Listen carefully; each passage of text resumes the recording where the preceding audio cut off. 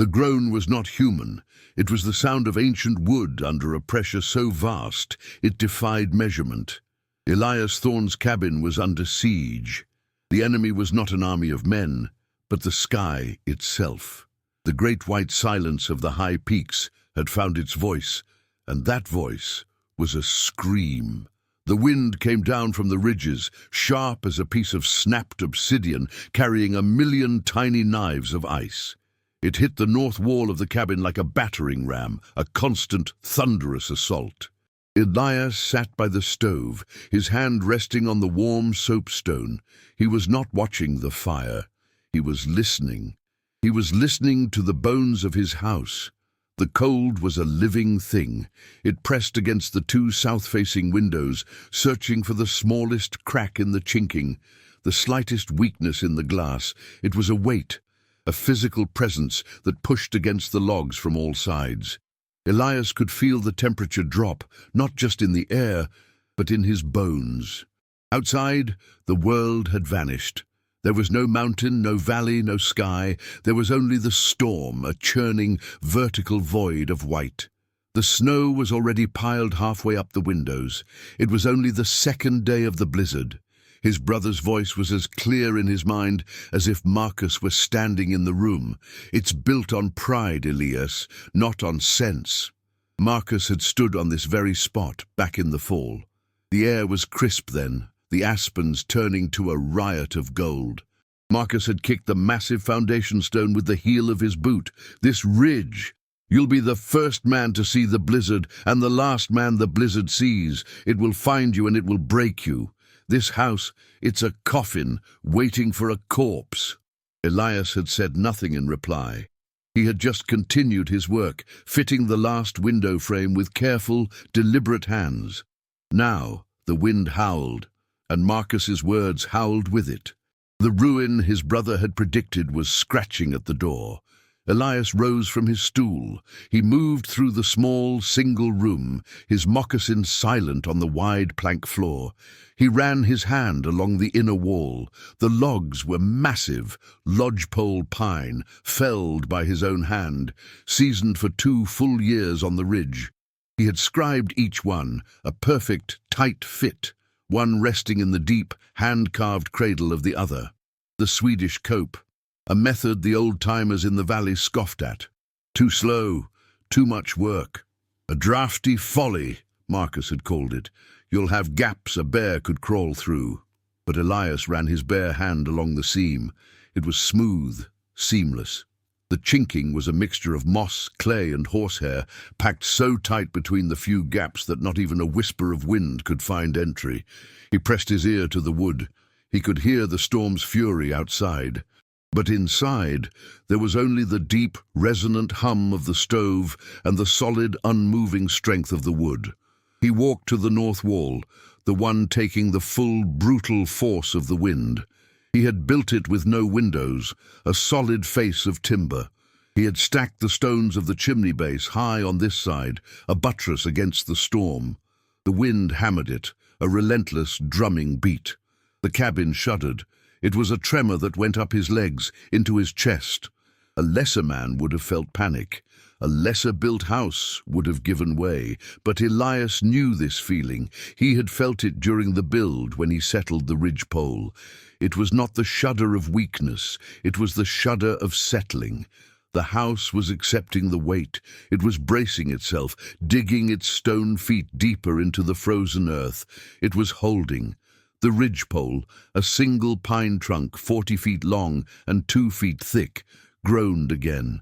It was the sound of a giant sleeping, shifting in his bed, not breaking, settling. Elias looked at the small pile of shavings by his chair, a half-finished carving of a hawk. He had been working on it before the sky turned. He thought of Marcus, warm and safe down in the settlement, surrounded by other men, drinking whiskey and telling tales. Marcus was a good man, but he built with speed and practicality. He built for commerce. Elias built for a different reason. He built for the mountain, he built for the silence, and he built for this very moment, the moment when the world tried to tear down what he had made. The house held. The wind screamed, but it could not get in. The cold pressed, but it could not conquer. Elias returned to his stool. He picked up his knife and the piece of wood. The storm would rage for days. But the battle for the north wall, the battle against his brother's doubt, was over. The cabin was strong. The work was true. The fire crackles, and the shadows dance on the cabin walls. The storm is just one part of this tale. It's a story about what a man builds and why he builds it. We've all felt that wind, that doubt, pressing in from the outside. If this story has found you, let me know in the comments where you're listening from, what mountain or valley you call home. Pull the blanket tighter. The night is long, and the heart of the story is yet to come. To understand the cabin, you must understand the summer that birthed it. It began not with a nail or a log, but with a disagreement. It was a clash of philosophies between two brothers who shared blood but not vision. Elias Thorne had come to these mountains seeking silence.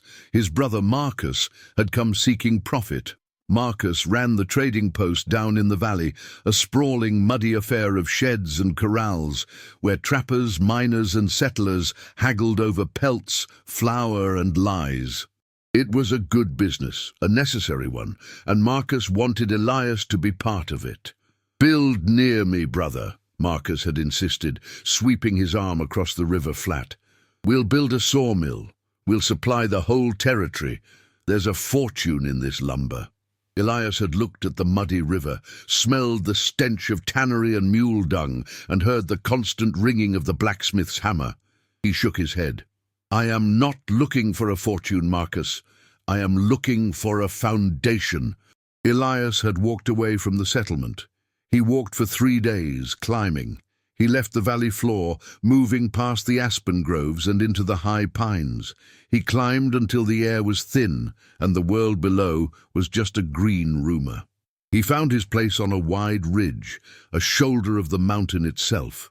It was protected from the north by a sheer rock face, and it looked south, down the entire length of the valley.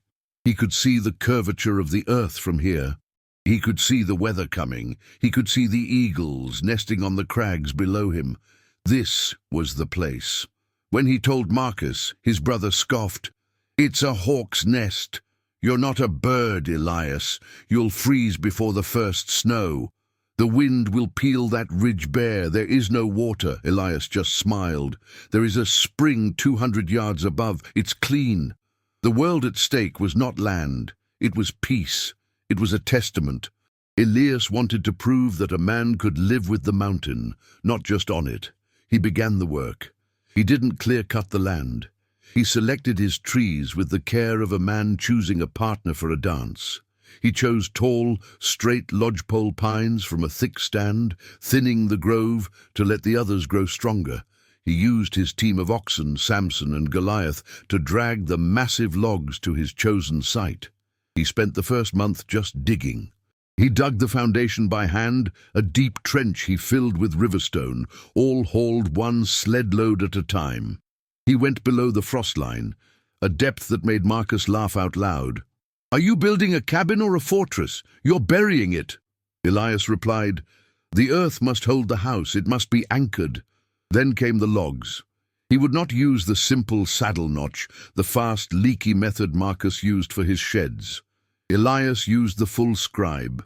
He would fit a log, then lift it, carve out the perfect concave channel, and set it back down. It was slow. It was punishing. Each log took a full day. He worked from sunup to sundown, his world shrinking to the bite of his axe, the curl of the wood shaving, the scent of fresh pine resin. He built the fireplace first, a massive column of soapstone he had quarried himself. It was the heart of the home. The stove he'd hauled in, a heavy cast-iron beast, was set within the stone, so the stone itself would become the heater. Marcus would ride up once a week, bringing supplies and a fresh dose of scorn. "The angles are all wrong, Elias. The roof pitch is too steep." "It's steep for the snow," Elias said, not looking up from his saw. "The snow will slide. It won't gather. And this glass, so much glass." Marcus pointed to the two large windows Elias was framing on the south wall. "You'll lose every bit of heat. It's a wall of ice." "It's for the sun," Elias said quietly. "The sun is low in the winter. It will shine in all day. The floor will hold the heat. These are foolish notions, books and ideas. This is the real world, brother. It's a world of ice and wind. You are building a beautiful, expensive, frozen tomb." The doubt was the heaviest thing Elias had to carry. It was heavier than the stones, heavier than the ridgepole, but he kept working. He fit the last door as the first snow flurries began to dance in the air. He sealed it, chinked it, and stood back. It was done. Marcus had already ridden down to the valley, to the warmth of his post, to the company of other men. Elias was alone. He stepped inside, barred the door, and lit the first fire in his new stove. The stone began to warm. The cabin was finished. The test was coming. The test did not come gradually. It came like a fist. For a month, the weather was mild, a gentle winter. Elias settled in, his routines becoming one with the landscape. He would hunt, chop wood, carve. He would sit for hours watching the light change on the peaks across the valley. He felt the cabin breathe with him. It was a good life, but he watched the sky. He saw the color of the sunsets. He felt the pressure in the air change. He knew the mountain was just holding its breath. Then, one afternoon, the breath was released. It began as a whisper, a low moan in the high pines. The sky turned a sickening color, a bruised yellowish gray. The eagles stopped flying. An unnatural silence fell over the ridge. Elias knew. He brought Samson and Goliath into the small, sturdy stable he had built against the east wall of the cabin. He stacked the last of his cut wood inside the entryway. He checked the chinking one last time. The attack was not of men.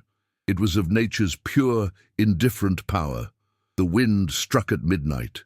It hit the cabin with a physical jolt that knocked a tin cup from his shelf. This was not the wind of the valley. This was the wind of the high, empty places. It was the sound of a universe tearing apart. Snow followed, but it wasn't a gentle fall. It was horizontal, a blast of fine, sharp ice that scoured the wood. Elias went to the window. He could see nothing. The world was gone. There was only the sound, a roar that never ended. It was the sound of 1,000 freight trains, the sound of an ocean in rage. The cabin, which had felt so large, suddenly felt very small, a tiny wooden ship in a white, frozen sea.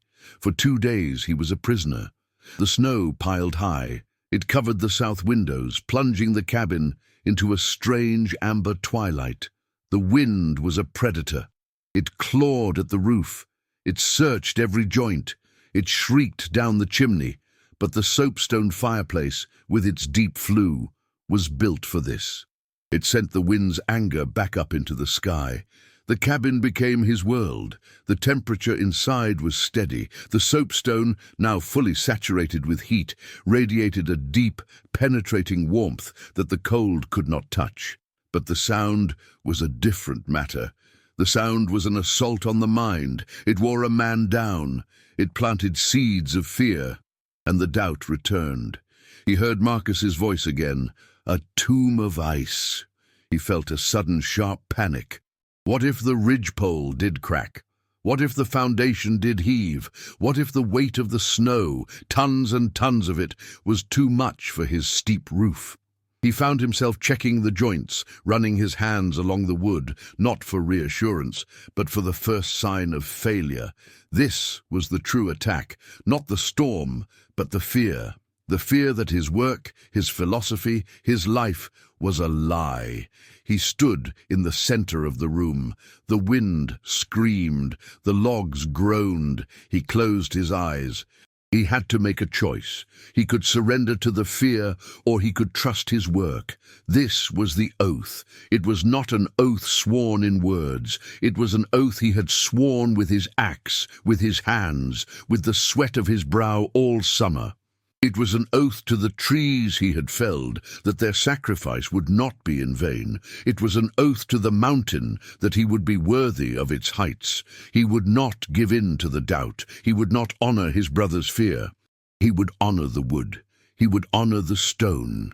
He opened his eyes. The panic was gone. He was the keeper of this small, warm space. His work was true. He would trust it. He sat by the fire, calm, and began to wait. The storm raged, but it raged outside. He was safe. Then, on the third day, when the wind was at its peak, a sound cut through the roar. It was not the wind, it was not the wood. It was a desperate human sound, a pounding, a frantic, weak thump, thump, thump at his door. Elias froze. It was impossible. No one could be alive in this. It had to be the wind, a branch, a trick of the ice. The pounding came again, louder, followed by a muffled shout. Someone was out there. Someone was dying on his doorstep. Elias moved, his calm resolve breaking into a rush of adrenaline. The door was on the leeward side, the east wall, but even so, a massive drift of snow had piled against it. He grabbed his shovel. The bar on the door was heavy oak, meant to keep bears out. He lifted it, his muscles straining. He cracked the door. A wall of white, a blast of wind so cold it stole his breath, hammered into the room. He couldn't open it. He put his shoulder to the heavy wood and shoved, roaring. The door opened a foot. A shape, a human form, fell through the opening, collapsing onto the floor, bringing a cascade of snow and ice with him. Then another and another. 3 men, buried in ice, tumbled into his cabin. Elias slammed the door shut against the storm and dropped the bar. The room was filled with the howl of the wind that had followed them in. The 3 figures were barely recognizable as men. They were cocoons of ice. Their beards were frozen solid to their faces. Their hands were claws. One was clearly an army man, his blue uniform visible beneath the ice. The other 2 looked like mountain guides dressed in frozen buckskin. They did not speak. They just gasped, their lungs seizing in the sudden warmth. Elias did not ask questions. He moved with the efficiency of a man who lives alone and knows that survival is a series of small, correct actions. He grabbed his knife. He cut the frozen coats from their bodies, the material cracking like glass. He dragged them one by one near the stove, not too close, but into the radius of its life-giving heat. He fetched heavy wool blankets, wrapping them tightly. He pulled the frozen boots from their feet, his heart sinking as he saw the waxy white color of their toes. Frostbite. Bad. He spent an hour tending to them. He made hot, sweet coffee, and then a thin, salty broth. He forced it between their cracked lips. For a long time, there was no sound but their ragged breathing and the storm outside. The man in the blue coat was the first to recover his voice. He was older, with a face cut from granite, now pale and drawn. He looked around the cabin, his eyes wide with a mixture of disbelief and profound gratitude. We saw the light," he whispered, his voice hoarse. "A pinprick. We thought it was an angel, or a madness." His name was Captain Harrison Shaw. The other 2 were his guides, a man named Taggart and a young Shoshone scout called Little Owl. They were a U.S. Army Corps of Engineers survey team, charting a pass for a potential railroad. "We were caught on the high pass," Shaw explained, his strength returning. "The storm, it came on so fast. We lost the horses. 2 days. We've been walking for 2 days. Taggart's compass froze. We were walking in circles. We were done. We lay down to die. Then Little Owl saw your smoke, or thought he did. Then the light. An alliance was formed, not of warriors, but of survivors. For 3 days, the storm kept them locked inside. The 4 men existed in the small, warm space. Elias shared his food, his wood, his home. The cabin, which had seemed so quiet, was now full. Taggart and Little Owl slept, a deep, exhaustive sleep of men who had cheated death. But Shaw did not sleep. Shaw, the engineer, was awake. He and Elias sat by the stove, speaking little, but a deep understanding passed between them. Shaw was a man of calculations, of angles, of stress and load. He was not just looking at the cabin as a shelter, he was studying it. He would nod to himself, his eyes tracing the line of the ridgepole, the fit of the door, the glow of the soapstone. On the fourth day, the wind stopped. The silence was as shocking as the roar had been. It was over. The alliance against the cold had been victorious. The cabin had not just saved Elias, it had saved 3 other men. Elias opened the door to a new world. The snow was piled 15 feet deep, a landscape of sculpted brilliant white, dazzling under a pure blue sky. The air was clean, sharp, and still. The journey of the 3 men was over, but for Captain Shaw, a new journey was just beginning, a journey of understanding. The cabin at dawn was a place of quiet miracle. The sunlight, reflecting off the blinding new snow, filled the room with a brilliant indirect light. The air was pure. The storm had washed the world clean. Taggart and Little Owl, their strength returned, were outside, marveling at the sheer depth of the snow, checking their gear. Elias was providing them with new moccasins and smoked jerky for their return journey. But Captain Shaw was not preparing to leave. He was engaged in his reckoning.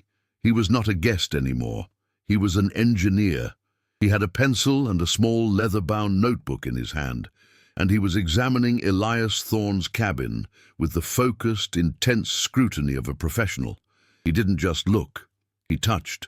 He ran his fingers along the scribed joints of the logs, where the wood met with no gaps, no chinking, just a perfect, tight seal. A full scribe, Shaw murmured, more to himself than to Elias. I've read about this, never seen it done. The labor, it's immense. He moved to the foundation. He scraped away the snow from where the first log met the stone. You're on stone, but the floor, it's not cold. How? The stone is deep, Elias said, sipping his coffee, below the heave. The floor is tongue and groove, but it floats on joists. There's a foot of dead-air space between the planks and the frozen ground. The earth's cold stays with the earth. The stove's heat stays with the house. Shaw nodded, sketching rapidly in his book. He walked to the south windows, the ones Marcus had called a wall of ice. Shaw laid his bare hand on the glass. It's cold, he said, but it's not freezing, and the light, the sun, Elias said. It's low. It shines in, not down. It warms the floor holds the heat. The north wall has no windows, no heat loss. Shaw stepped back, his eyes moving from the windows to the stove, then to the roof. The pitch, he said. It must be 50 degrees. Standard is 30. The snow, Elias said. It needs to slide, it can't stay, the weight would crush the house. Yes, Shaw said, his pencil flying. Of course. It doesn't fight the snow, it sheds it. He looked at the massive soapstone fireplace, which was still radiating warmth, though the fire within was just embers. And this is the heart. A Russian stove almost. It holds the heat. It doesn't just burn, it radiates. You're not heating the air, you're heating the mass. Shaw was silent for a full 5 minutes. He just stood in the center of the room, looking, calculating. Taggart and Little Owl came back inside, ready to leave. They thanked Elias profusely, Taggart pressing a small silver coin into his hand, which Elias gently refused. Little Owl simply touched his heart and nodded, a gesture of profound respect. But Shaw was not finished. He turned to Elias, and his face was not that of a grateful survivor. It was the face of a man who has just discovered a new law of physics. He was humbled. Mr. Thorne, Shaw said, his voice quiet, but carrying the full authority of his rank. I am a graduate of the United States Military Academy at West Point. I build forts. I build bridges. I understand the science of materials. I came to this territory thinking I would be teaching the wilderness how to bend to man's will. He gestured around the small, warm room. But today, I have been taught. He tapped his notebook. What you have built here, it is not a cabin. It is a lesson. It is a piece of engineering as brilliant as any I have ever seen. It uses the mountain's own logic against itself. It uses the sun. It uses the stone. It uses the cold. I heard what your brother said, that it would collapse. Elias just nodded, his face unreadable. Shaw smiled, a rare, thin smile. Your brother, sir, is an idiot. This design, it is, in a word, perfect. It will be standing long after the trading posts have turned to dust. The reckoning was complete. The praise was given. The doubt was broken, not just for Elias, but for the world. The departure was quiet. Elias gave them snowshoes he had fashioned from ash and rawhide. He showed them the safest way down the ridge, a path the wind would have scoured. Shaw shook his hand, a firm, hard grip. You have saved us, Mr. Thorne. The army is in your debt, if you ever need anything. Elias simply nodded. Live well, Captain. He watched them go, 3 small figures against a vast white landscape, until they disappeared into the pines. Then he went back inside. The cabin was silent again. It was just him, the stove, and the sun. The silence was deeper now. It was the silence of vindication. Spring came late and fast. The great melt began. The snow slid from the roof in a great thundering whoosh, just as he had designed. The ridge became a riot of wildflowers. The spring he'd found ran clear and cold. He ploughed his small garden. He resumed his carving. The cabin was no longer just a house. It was a partner. It had held him, and he had held it. The memory of the storm was not a trauma. It was a confirmation. His work was true. One day in late May he saw a rider. It was Marcus. His brother rode slowly up the trail, his eyes not on Elias, but on the cabin. He dismounted, and for a long time he just stood there walking around the house. He touched the logs. He looked at the roof. He saw where the snow had slid, leaving the ground bare. He ran a hand over the stone foundation, now fully exposed and perfectly, dryly, intact. He finally turned to Elias, who was sitting on the porch working a piece of wood. Marcus's face was a mixture of shame, confusion, and a new, grudging respect. It held, Marcus said, stating the obvious. It held, Elias agreed, not looking up from his carving. Marcus sat on the step. The whole valley, we thought you were dead, Elias. When the storm hit, no one thought anything could survive on this ridge. I told them you were gone. I was here, Elias said. How? Marcus asked, his voice breaking. How? It's not possible. The wind, the cold. The house is built for it, Elias said. He finally put down his knife. You build for speed, Marcus. You build for profit. You build what other men tell you is strong. You build against the mountain, and the mountain always wins. I listened to the mountain. It told me where the wind comes from. It told me where the sun rests. It told me how the snow wants to fall. I didn't build against it. I built with it. Elias went inside and brought out a piece of paper. It was a clean copy he had made of Shaw's sketches. He handed it to his brother. Marcus, who could read and write as well as any man, looked at the technical drawings. He saw the notes in the margin. Passive solar gain. Superior load distribution, thermal mass integrity. These were not words a simple trapper used. They were the words of an engineer. Who is this? Marcus asked. A man the storm brought, Elias said. He was a captain, an engineer for the army. Marcus read the final note Shaw had written at the bottom. A testament to humility and observation. This man has built a home the wind cannot find. The design is flawless. Marcus folded the paper slowly. He understood. This wasn't luck. This wasn't stubbornness. This was mastery. His brother, the dreamer, the fool on the hill, knew more than all the builders in the valley combined. The understanding settled between them, heavy and profound. Marcus had come to pity his dead brother. He had found a man more alive and wiser than himself. The greed, the ambition, the simple, practical sense that Marcus had always prided himself on, it all felt hollow. It was his world that had been a folly. "Elias," Marcus said, his voice thick, I was wrong." "The mountain doesn't care about right or wrong," Elias said, picking up his carving again. "It only cares about what is true." The legacy of Elias Thorne's cabin was not written in books, but in the land itself. Captain Shaw, true to his word, did not forget. When his survey team finally presented their findings for the railroad, he argued passionately against the high pass. He used his own survival as proof.